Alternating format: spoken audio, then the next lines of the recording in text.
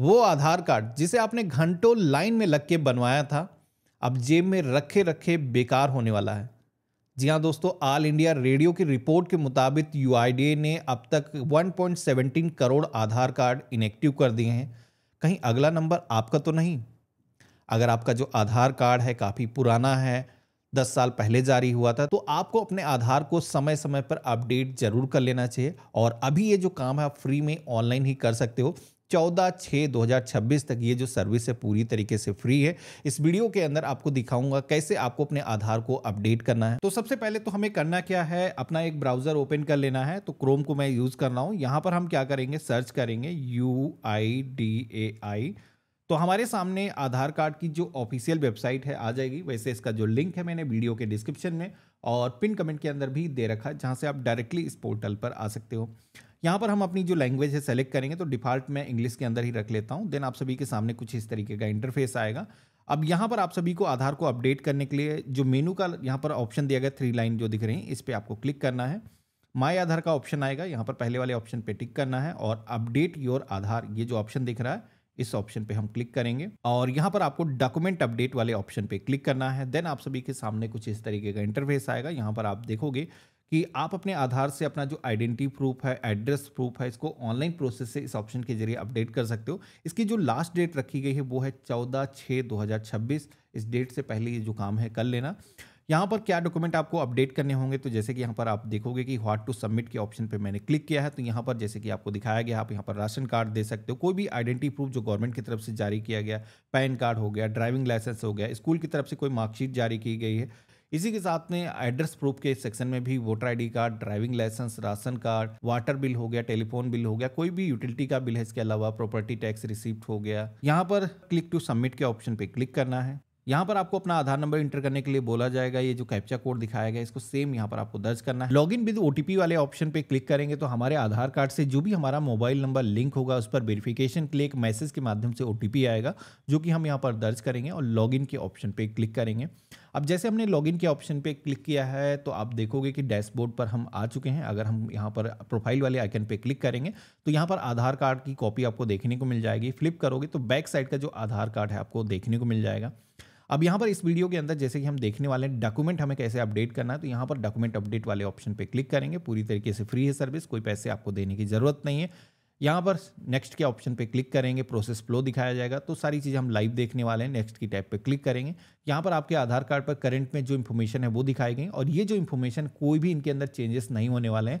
केवल आपको अपने एक तरीके से री केवाईसी करनी है डॉक्यूमेंट दे करके, क्योंकि गवर्नमेंट का कहना यह है कि आज की डेट में आधार हर जगह पर लगता है। कोई भी गवर्नमेंट सर्विस को एक्सेस करना है या फिर कहीं पे भी आपको आइडेंटिटी साबित करना तो आधार आप लगाते हो। तो यहाँ पर इसी वजह से आधार भी काफी अहम हो जाता है। जो भी यूजर है उसका वेरिफिकेशन समय समय पर गवर्नमेंट की तरफ से कहा जाता है। इस वजह से आपको यहाँ पर ये जो डॉक्यूमेंट अपडेशन का काम है जरूर कर लेना है। यहाँ पर आई वेरीफाई दैट के ऑप्शन पे क्लिक करेंगे, नेक्स्ट की टैब पे क्लिक करेंगे। अब आप देखोगे कि हमारे सामने डॉक्यूमेंट अपलोड करने का जो ऑप्शन है वो आ चुका है, जहां पर प्रूफ ऑफ आइडेंटिटी और प्रूफ ऑफ एड्रेस दो डॉक्यूमेंट आपको अपलोड करना होगा। और कई सारे डॉक्यूमेंट ऐसे हैं जो कि दोनों के केस में एक ही लग जाता है। तो यहाँ पर 2 MB एक डॉक्यूमेंट का साइज मैक्सिमम होना चाहिए। JPG, PNG, PDF फॉर्मेट के अंदर आप अपने जो डॉक्यूमेंट है वो अपलोड कर सकते हो।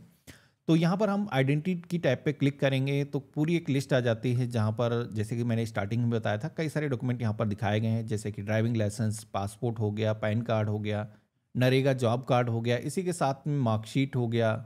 जैसे कि पैन कार्ड यहाँ पर ई पैन भी लगाया जा सकता है, यानी कि इंटरनेट के माध्यम से आप डाउनलोड करके वो भी यहाँ पर अपलोड कर सकते हो। लेकिन एक चीज़ ध्यान रखना है कि किसी भी डॉक्यूमेंट के अंदर कोई पासवर्ड नहीं लगा होना चाहिए। जैसे कि आप पैन कार्ड को डाउनलोड करते हो उसके अंदर पासवर्ड होता है, तो उसको आपको रिमूव कर लेना है, तभी आपको अपलोड करना है। अगर आप नेट के माध्यम से डाउनलोड करके अपलोड कर रहे हो तो यहाँ पर हम क्या करेंगे, व्यू डिटेल अपलोड डॉक्यूमेंट के ऑप्शन पे क्लिक करेंगे, कंटिन्यू टू अपलोड के ऑप्शन पे क्लिक करेंगे। डॉक्यूमेंट को कैप्चर करने का ऑप्शन आ जाएगा। यहाँ पर आप कैमरे के माध्यम से कैप्चर कर सकते हो। लेकिन एक चीज़ ध्यान रखना कि कई सारे डॉक्यूमेंट जैसे फ्रंट और बैक साइड दो साइड के अंदर होता है, जैसे कि वोटर आईडी कार्ड आपका 2 साइड के अंदर होता है, पासपोर्ट 2 साइड के अंदर होता है, तो दोनों ही साइडें आपको स्कैन करके अपलोड करना है। एक ही साइड का करोगे तो रिजेक्ट हो जाएगा। तो यहाँ पर आप क्या कर सकते हो, पहले से ही मर्ज टूल मैंने अपनी वेबसाइट पर एक इंटीग्रेशन कर रखा है, जहाँ पर आप अपने फ़ोन से फ्रंट और बैक साइड कैप्चर करने के बाद में आप उन दोनों फाइल को मर्ज करके एक सिंगल फाइल बना सकते हो, जिसका जो साइज़ है, अगर कई सारे हाई क्वालिटी के जो मोबाइल फ़ोन होते हैं, उनका जो साइज़ है काफ़ी इमेज का ज़्यादा बन जाता है, वो भी रिड्यूस कर सकते हो। तो सारे टूल मैंने वीडियो के डिस्क्रिप्शन में दे रखे हैं, जहाँ पर हमारी वेबसाइट पर जा करके ये काम कर सकते हो। यहाँ पर हम सेलेक्ट करके अपलोड कर लेंगे। आप देखोगे कि मेरा जो डॉक्यूमेंट है, एक आइडेंटिटी प्रूफ 100% यहाँ पर अपलोड हो चुका है। इसी तरीके से अब आपको एड्रेस प्रूफ के सेक्शन में आना है। कोई भी यूटिलिटी बिल हो गया, बिजली, पानी, टेलीफोन का बिल हो गया, इसी के साथ में राशन कार्ड हो गया, SC ST OBC सर्टिफिकेट हो गया, आप अपना driving license, voter ID card भी यहाँ पर दे सकते हो। तो जो भी डॉक्यूमेंट आपको देना है यहाँ पर सिलेक्शन करना है, जैसे कि ई वोटर ID कार्ड यहाँ पर लगाया जा सकता है, या फिर फिजिकल वोटर ID कार्ड हम दे सकते हैं। तो दोनों में से कोई भी डॉक्यूमेंट आप यहाँ पर दे सकते हो। हमने सिलेक्शन किया है, ओके के ऑप्शन पे क्लिक करेंगे और डॉक्यूमेंट को उसी तरीके से, अगर सिंगल सिंगल है तो उसको मर्ज कर लेना है, और एक फाइल बनाने के बाद में आपको यहाँ पर डॉक्यूमेंट को सिलेक्शन करना है। तो हमने यहाँ पर दोनों को मर्ज करके PDF फाइल बना लिया है, और यही फाइल आकर के हम यहाँ पर अपलोड कर देंगे। तो ये तो हो गया सिस्टम। इस तरीके से आप दोनों डॉक्यूमेंट यहाँ पर आकर के अपलोड कर लोगे। अब अपलोड करने के बाद में आई हेयर बाय के ऑप्शन पे क्लिक करना है और नेक्स्ट की टैब पे क्लिक करना है। तो अब आप देखोगे कि अभी डॉक्यूमेंट अपडेट करने के लिए कोई भी गवर्नमेंट की तरफ से फीस नहीं चार्ज की जा रही है। पूरी तरीके से ये सर्विस फ्री है। आप फ्री में ही अपने आधार कार्ड की एक तरीके से KYC कर सकते हो। तो यहाँ पर अब हमें क्या करना है, सबमिट के ऑप्शन पे क्लिक करना है। जैसे हमने सबमिट के ऑप्शन पे क्लिक किया है, तो आप देखोगे कि हमारे सामने एक SRN नंबर जनरेट होकर के आ चुका है। हमारी जो डॉक्यूमेंट अपडेट करने की जो रिक्वेस्ट है, वो सफलतापूर्वक यहाँ पर दर्ज हो चुकी है। यहाँ पर ये जो स्लिप दी गई है, हम डाउनलोड के ऑप्शन पे क्लिक करेंगे तो यहाँ पर आप देखोगे कि डॉक्यूमेंट अपडेट करने की जो रिक्वेस्ट दी है, उसका SRN नंबर इस पर मेंशन किया गया, आधार नंबर मेंशन किया गया है। इसको हम अपने पास में सुरक्षित करके रख लेंगे। डॉक्यूमेंट अपडेट करने की जो रिक्वेस्ट है, वो सफलतापूर्वक रजिस्टर हो चुकी है। यहाँ पर दोबारा से अगर डैशबोर्ड पर आओगे तो नीचे की तरफ आप देखोगे कि अभी हमने रिक्वेस्ट के सेक्शन में एक रिक्वेस्ट डाली है, तो वेरिफिकेशन स्टेज के अंदर है। जैसे इसका जो वेरिफिकेशन है वो कंप्लीट होगा तो कंप्लीटेड के सेक्शन में आ जाएगा। मैं दिखाता हूँ, इससे पहले हमने अपडेट किया था।